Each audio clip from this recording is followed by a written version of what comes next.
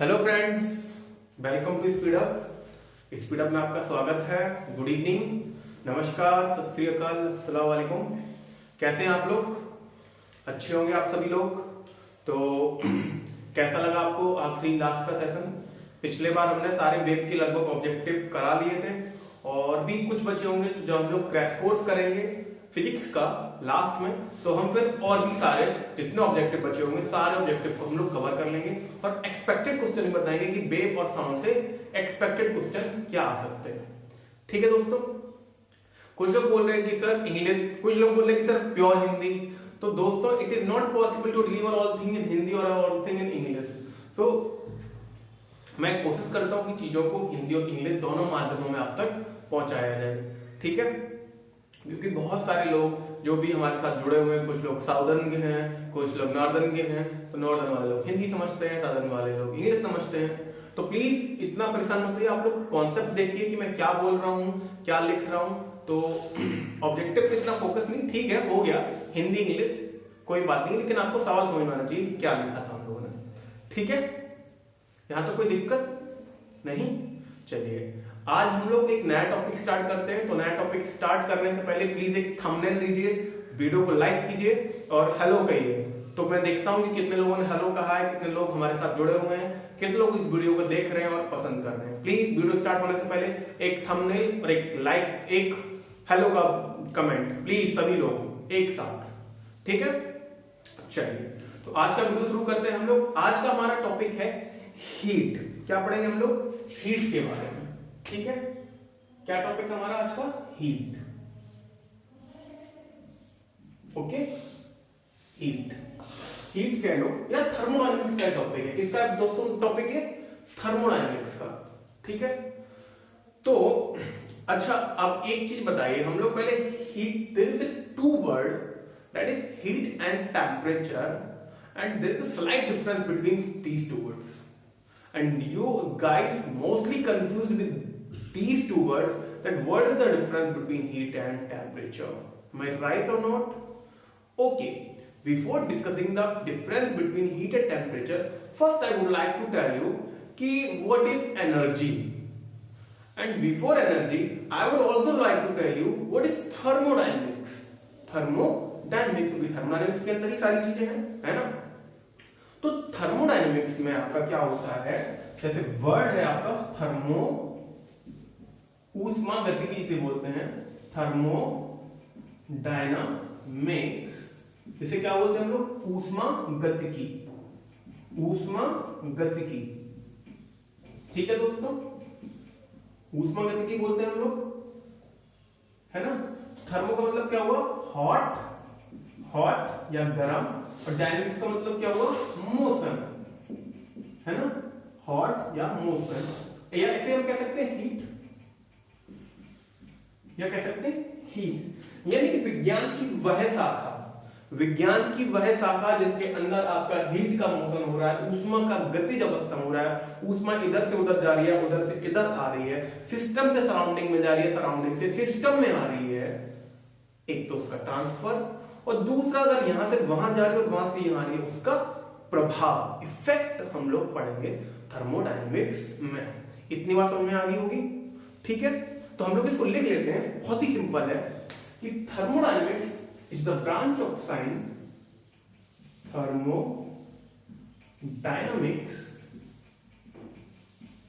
Is the branch of science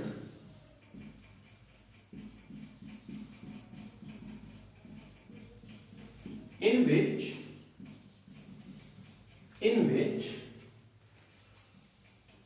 we study about heat and its effect. ये marker थोड़ी light चल रही है, दूसरी मार्कर यूज कर लेते हैं। Heat and its effect between heat and its effects between system and surrounding, between system and surrounding. ठीक है दोस्तों, तो thermodynamics is a branch of science in which we study about heat and its effect between system and surrounding. इतनी बात समझ में आई? ठीक है, अब देखिए, अब बात करते हैं हम लोग एनर्जी की। किसकी? एनर्जी की। ठीक है, एनर्जी। तो इस दुनिया में जो कुछ भी है, इस संसार में जो कुछ भी है, वो सब क्या है? एनर्जी। क्या है? Energy. Energy is everything all about us. सब जगह एनर्जी है आपकी। मैकेनिकल एनर्जी, इलेक्ट्रिकल एनर्जी आपकी, और पोटेंशियल एनर्जी, काइनेटिक एनर्जी, मतलब जो भी चीज है किसी फॉर्म में, सब एनर्जी के फॉर्म में है। इतनी बात तो समझ में आ रही है? ठीक है, अब ये बताइए, एनर्जी ठीक उसी तरह से है जिस तरह से आप भगवान को जानते हैं। कि आपने भगवान का कभी देखा है? नहीं। क्या भगवान की आपने कल्पना की है कि भगवान कैसे दिखते हैं? नहीं। वो तो हम लोगों ने खुद से अपने आप से एक आकार निरूपित कर लिया कि हाँ भगवान ऐसे दिखते हैं, भगवान वैसे दिखते हैं। किसी ने कुछ मान लिया, किसी ने कुछ मान लिया। उसी प्रकार से, जिस प्रकार से हमारा संबंध भगवान से है, उसी प्रकार से एनर्जी का संबंध भी भगवान की तरीके से है। हमारा संबंध भी एनर्जी से उसी तरह से है कि ना तो हम इसे देख सकते हैं, लेकिन इसके तरह तरह के रूपों को देख सकते हैं। इसके विभिन्न रूपों को हम देख सकते हैं एंड उनका प्रभाव देख सकते हैं हम, एंड और उसका प्रभाव देख सकते हैं। इतनी बात तो समझ में आ रही है कि नहीं आ रही है?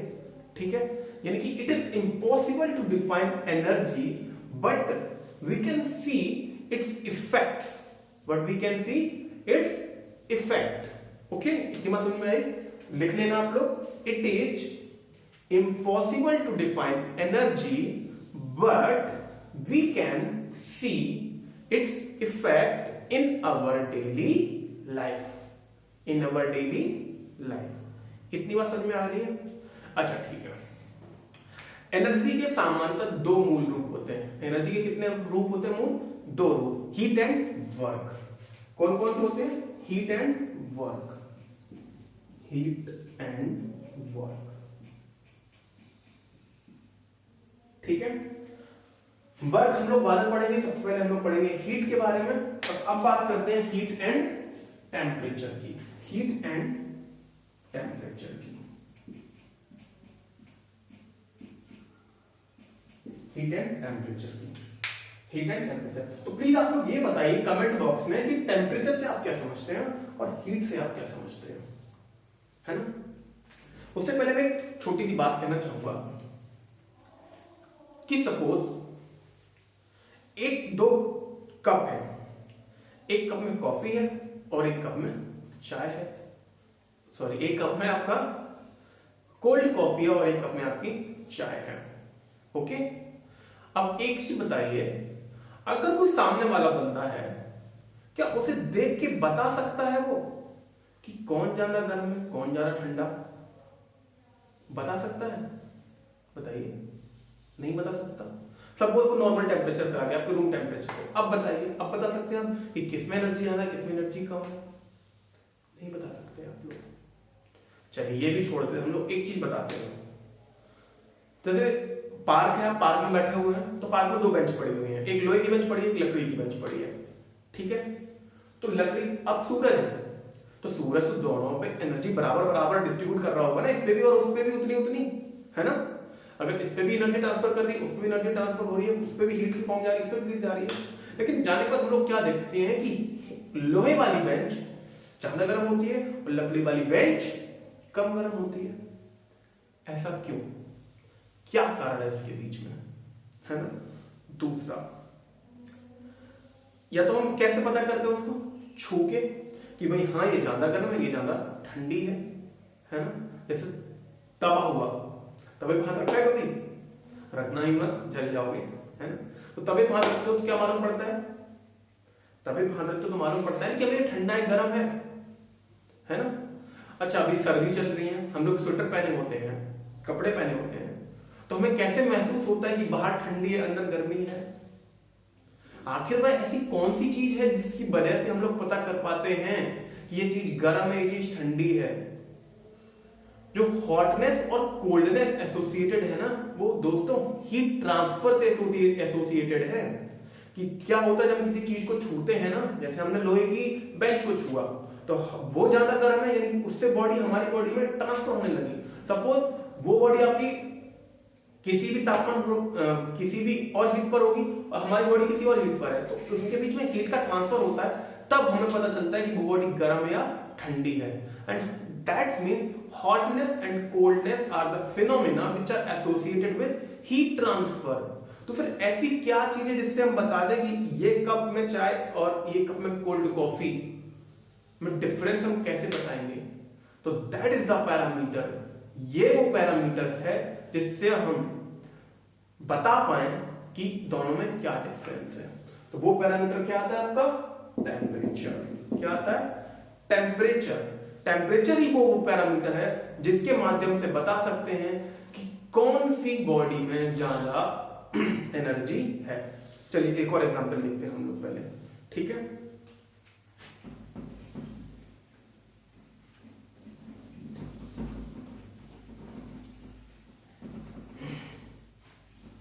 टेम्परेचर क्या होता है आपका? जैसे सपोज ये आपकी बॉडी है, कोई भी, इसमें पानी भरा होगा, है ना? ये आपकी 100 केल्विन पे है, ये आपकी 50 केल्विन पे है। इसमें थोड़ा सा ज्यादा भरा हुआ पानी।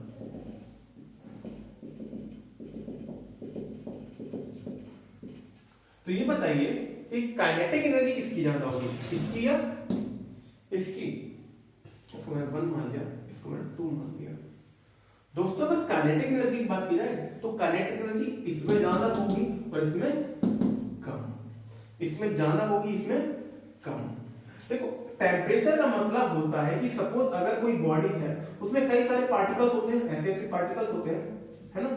तो पार्टिकल के पास कुछ ना कुछ एनर्जी होगी, कुछ ना कुछ एनर्जी होगी, तो जिसकी वजह से क्या होता है वो वाइब्रेट करते रहते हैं, यहां से वहां वाइब्रेट करते रहते हैं।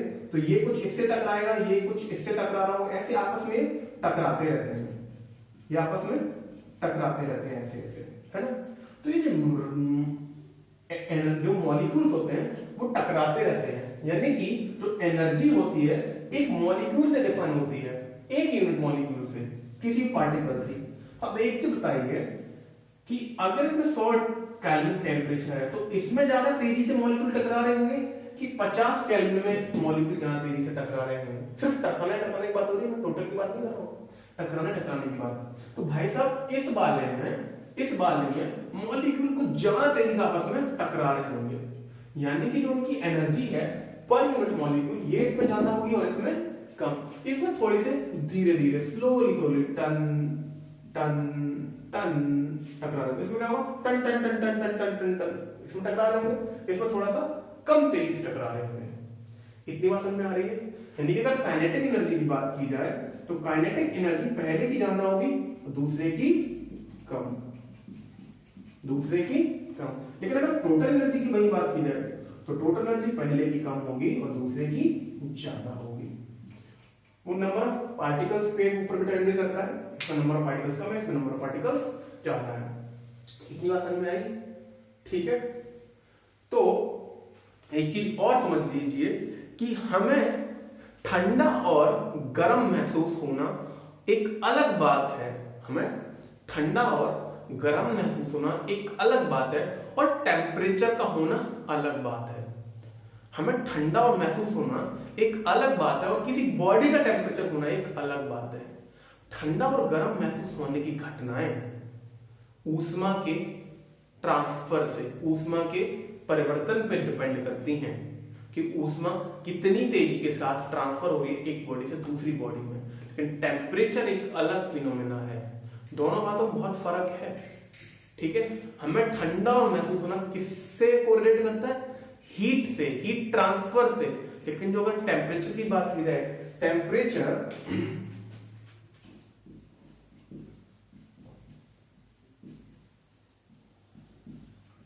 की बात की जाए तो इट इज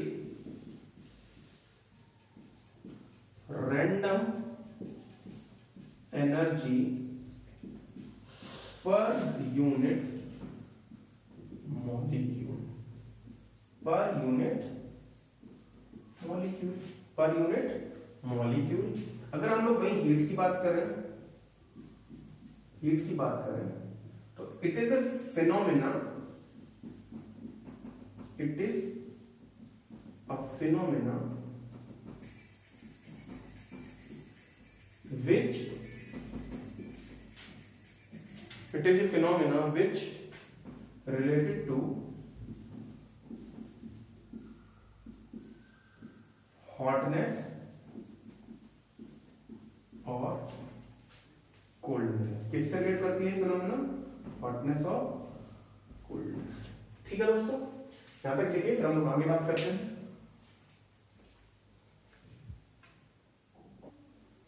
तो लिख लिया आप लोगों ने, ठीक है।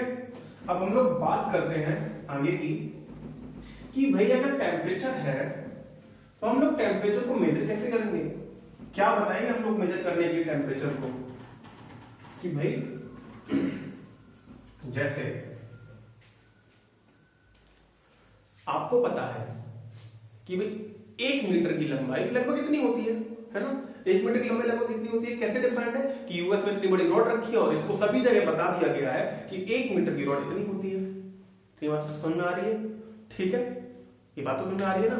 आपको पता है कि 1 मिनट में 60 सेकंड होते हैं, ये भी पता है आपको।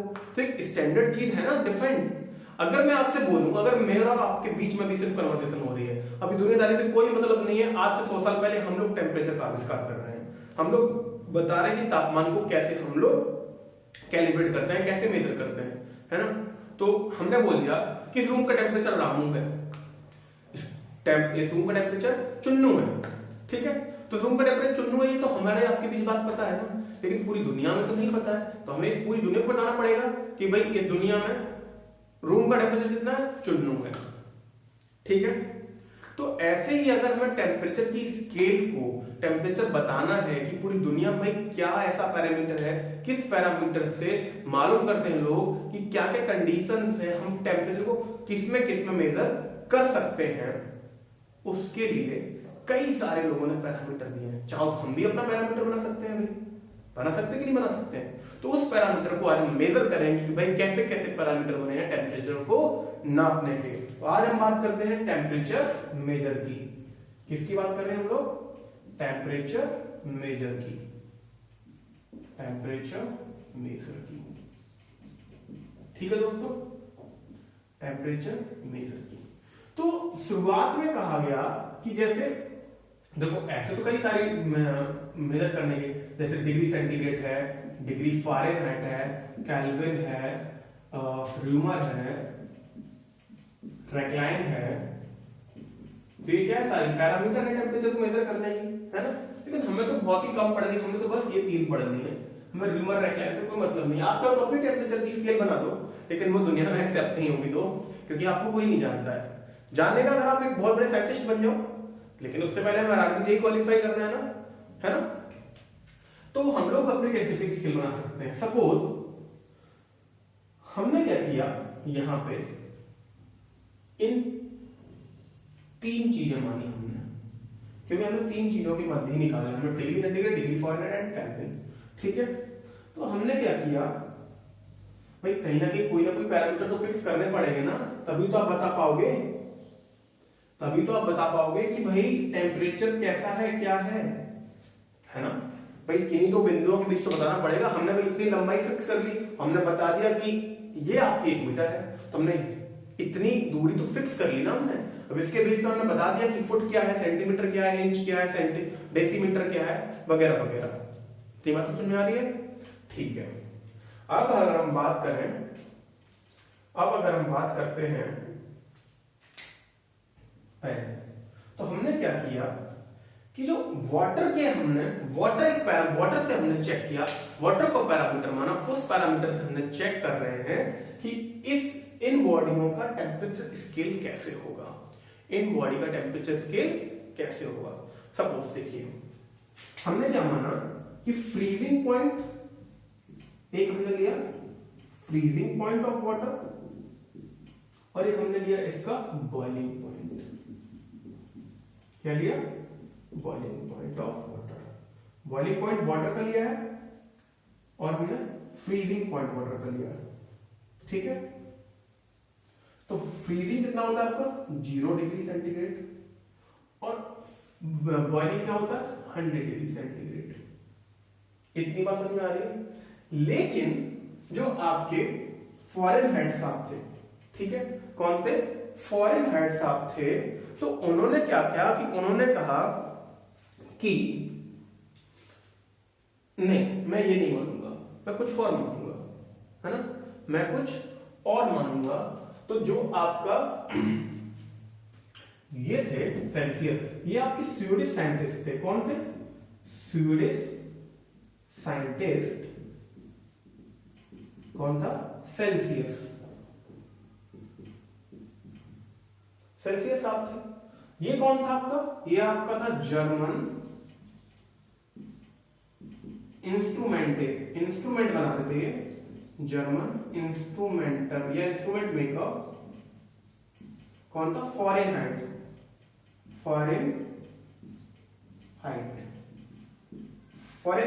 ठीक है। और ये थे आपके लॉर्ड कैल्विन। लॉर्ड क्यों माना भाई इनको? क्योंकि वे अंग्रेज थे, अंग्रेज को हम लोग शुरुआत से ही लॉर्ड बोलते हुए आ रहे हैं, लॉर्ड कैल्विन, है ना। यहां तक कोई दिक्कत? इन्होंने क्या किया? इन्होंने अपना पैरामीटर माना। इन्होंने कहा नहीं, हम 32 डिग्री मान रहे हैं फॉरेन हाइट और हम इसको मान रहे हैं 212 डिग्री फॉरेन हाइट। इन्होंने कहा नहीं, हम दूसरा मानेंगे। इन्होंने कहा हम 273.15 मानेंगे। इन्होंने कहा हम 373.15 मानेंगे। कोई नहीं, मान लो कुछ भी, आपकी इच्छा है। ठीक है, यहां तो कोई दिक्कत नहीं। अरे बताओ भाई, यहां तो कोई दिक्कत नहीं। अब देखिए, अगर इसकी लेंथ l है, अगर इसकी लेंथ l है, अगर ये लेंथ l है, ठीक, तो l लेंथ के साथ ये वेरी कर रहा है 0 से 100, 0 से 100 l के साथ वेरी कर रहा है कि नहीं कर रहा है ना। अगर आपकी लेंथ l है तो ये क्या होगा? 100 से वेरी कर रहा है, मतलब 100 माइनस 0 के बीच का डिफरेंस कितना है? 100 माइनस 0। अगर इसकी लेंथ l है तो इसके बीच का डिफरेंस कितना है? 100 माइनस 0। मैं लेंथ से बात कर रहा हूं, 100 माइनस 0। सपोज अगर मैं इसकी लेंथ यहां पे इस पॉइंट पे कहीं x मान लेता हूं, क्या मान लेता हूं? इसकी लेंथ x, ठीक है, और मैं इस पे मान लेता हूं कोई टेम्परेचर c। तो c के लिए वैल्यू क्या हो जाएगी? c के लिए क्या हो जाएगा? x, या x के लिए क्या हो जाएगा? c minus 0।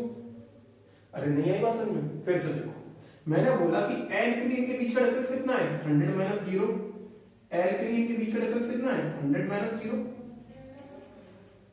और अगर हम x के लिए बात करें तो x के लिए क्या होगा? c minus 0। अरे आई बात समझ में?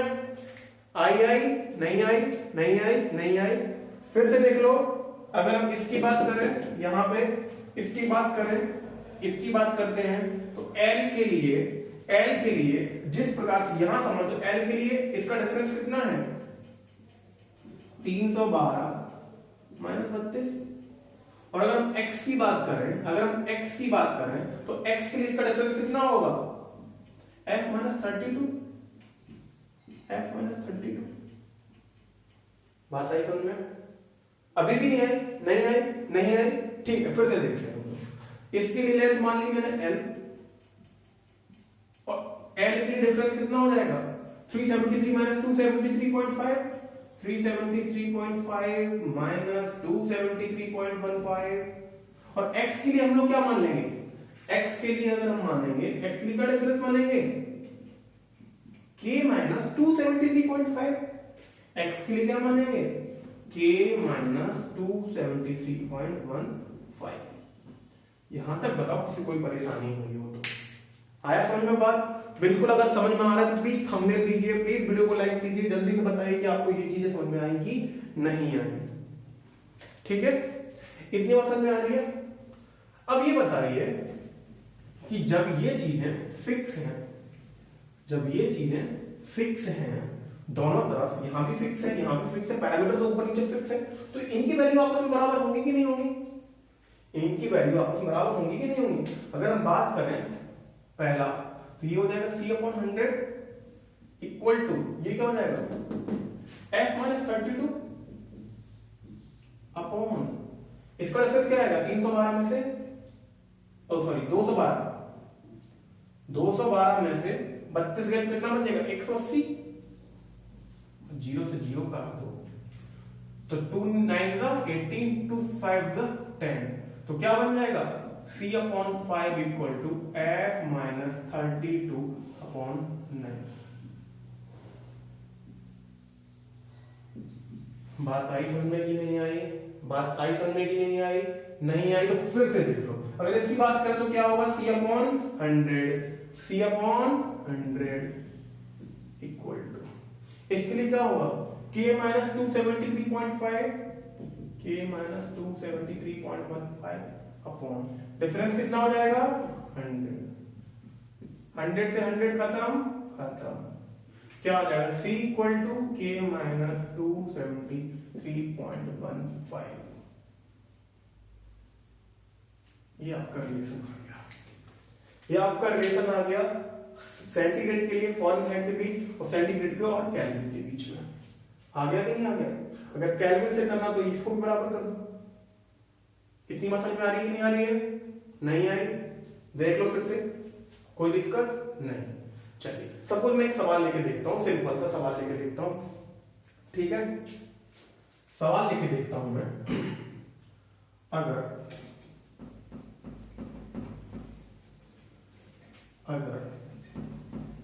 सवाल लेके देखूं तो क्या होता है देखिए। और दोस्तों यहां पे जरूर सवाल आता है हर बार कि आपका जो टेम्परेचर चेंज होता है, टेम्परेचर मेजर करने का सवाल हमेशा आ जाता है आपके एग्जाम में, है ना? तो अगर हम लोग एक देखें, ठीक है, अगर हम लोग रीडिंग की बात करें, ठीक है, किसकी बात कर रहे हैं हम लोग? रीडिंग की बात करें तो ये क्या है आपका, हमने क्या माना था आपका कि C/5 equal to F minus 32 upon 9 और C equal to K minus 273 upon 9, ठीक है? इतनी बात समझ में आ रही कि नहीं आ रही? हमने देखा था कि अगर हम स्केल रीडिंग की बात करें, स्केल रीडिंग माइनस हमने क्या लिखा था यहाँ पे? Freezing point. क्या लिखा था हमने? Freezing point.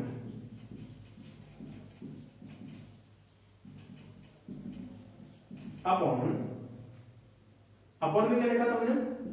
Boiling point minus freezing point equal to constant. नहीं बस अब इस फॉर्मूले से आप किसी भी स्केल की माप निकाल सकते हो, चाहे वो र्यूमर हो, चाहे वो रेक्लाइन हो, चाहे वो डिग्री सेंटीग्रेड हो, चाहे वो फारेनहाइट हो, चाहे केल्विन हो। ये का फॉर्मूला आपको मालूम है तो आप कोई सी भी टेम्परेचर स्केल फाइंड आउट कर सकते हो, कोई भी टेम्परेचर। अब देखो कैसे स्केल रीडिंग का मतलब क्या हुआ, हमने लिखा था कि सी से बात करें, सी आपको समझ आएगा, C माइनस 100 अपॉन क्या लिखा था 100 माइनस 0। C क्या आपका स्केल रीडिंग, इसकी जगह F हो सकता है, इसकी जगह K हो सकता है, तो C माइनस 100 क्या हुआ आपका 100 नहीं, C माइनस 0 था दोस्त, C माइनस 0 था, C माइनस 0 था, तो C माइनस 0 था, तो C माइनस 0 क्या है फ्रीजिंग पॉइंट, फिर 100 क्या आपका बॉइलिंग पॉइंट, 0 क्या आपका फ्रीजिंग पॉइंट। ऐसे ही तो F के लिए आया, F के लिए क्या आया, F माइनस 32 अपॉन फिर क्या आ रहा है 212 माइनस 32, यानी कि बॉइलिंग पॉइंट है, फ्रीजिंग पॉइंट था। केल्विन के लिए अगर बात करें, केल्विन के लिए कैसा आया था, K इक्वल टू माइनस का 273.15 अपॉन 373.15 माइनस 273.15। इतनी बात समझ में आ रही थी नहीं आ रही थी? यही तो लिखा है। तो इस फॉर्मूले को आप लोग याद कर लीजिए, scale reading minus freezing point upon boiling point minus freezing point equal to constant. और किसी के लिए निकाल दीजिए आप, किसी के लिए सिर्फ आपको लिमिट्स पता होनी चाहिए, अपर लिमिट और लोअर लिमिट सब लोगों ने क्या क्या मानी थी, ठीक है? यहाँ तक कोई दिक्कत नहीं। ये फॉर्मूले की आपको जरूरत ही नहीं याद करने का, आपको अगर ऐसे पता है तो आप किसी के भी स्केल के लिए निकाल सकते हैं। सपोज उसने इसके अलावा कोई और स्केल दे दिया, आप किसी और स्केल के लिए भी निकाल सकते हो इजीली, ठीक है, चलिए आगे बात करते हैं। सपोज एक सिंपल सा छोटा सा एग्जांपल ले लेते हैं। अगर उसने बोला है कि if temperature is 5 degree centigrade, तो पूछा उसने फ़ारेनहाइट कितना होगा इसका और केल्विन कितना होगा। तो अगर हम फ़ारेनहाइट की बात करें तो इसमें हम सी की वैल्यू कितना रखेंगे, 5/5 इक्वल टू F माइनस 32/9। 5 से 5 कैंसिल, F इक्वल टू कितना हो गया, F minus 32 equal to 9, F equal to 41 degree Fahrenheit. कोई दिक्कत नहीं, सिंपल आगे इजी। केल्विन की बात करते हैं हम लोग। केल्विन की अगर यहाँ पे तो C की वैल्यू कितनी है, फॉर्मूला क्या आपका, C equal to K minus 273.15। C की वैल्यू कितनी है आपकी 5, K कितना हो जाएगा 273.15।